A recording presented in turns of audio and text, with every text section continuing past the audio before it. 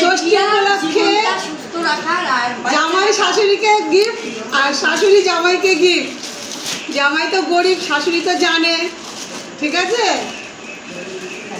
এরকম তোমাদের দাদাভাইকে মা দিল, দেখাও কি দিল বন্ধুদের, দেখাও। আমি এই যে আমার মেয়ে আমাকে দুটো শাড়ি দিল। মেয়ে না জামাই, জামাই ওই হলো। এই দেখো তোমাদের দাদাভাইকে এই শার্টটা দিয়েছে মা ষষ্ঠীতে, তোমাদের দাদাভাই নিজেই পছন্দ করে নিয়েছে। আর এই দুটো তোমাদের দাদাভাই হচ্ছে গিয়ে মাকে দিয়েছে, দুটো ছাপার শাড়ি। কেন বলো তো, এদিকে ঘোরা, কেন বলো তো? মাকে না পুজোর সময়তে দামি শাড়ি দিই, আগে তো অনেক দামি দামি শাড়ি দিয়েছি, এখন আর ক্ষমতা নেই, তোমরা সবাই জানো। ওই জন্য আমি প্রত্যেক বছরই ষষ্ঠীতে মাকে দুটো ছাপা শাড়ি দিই, মা সারা বছর পরতে পারে, সুবিধা হয়। আর দামি শাড়ি দিলে কী হয় বলো তো, তোলা থাকে। ওই জন্য আমি দামি শাড়ি পুজোতে এই ষষ্ঠীতে দিই না, পুজোতে দামি শাড়িটা দিই আর ষষ্ঠীতে ছাপা শাড়ি দিই।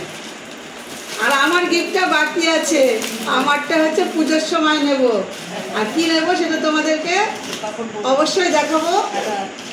কে দেবে? আর ভাইপোকে কিছু দিইনি, ভাইপোর এখন দুঃখ হচ্ছে, বলছে যে ও শাশুড়ি পেলো জামাই পেলো, আমি পেলাম না। ঠিকই আছে, টাটা। দেখি, ঠিক আছে দেখ।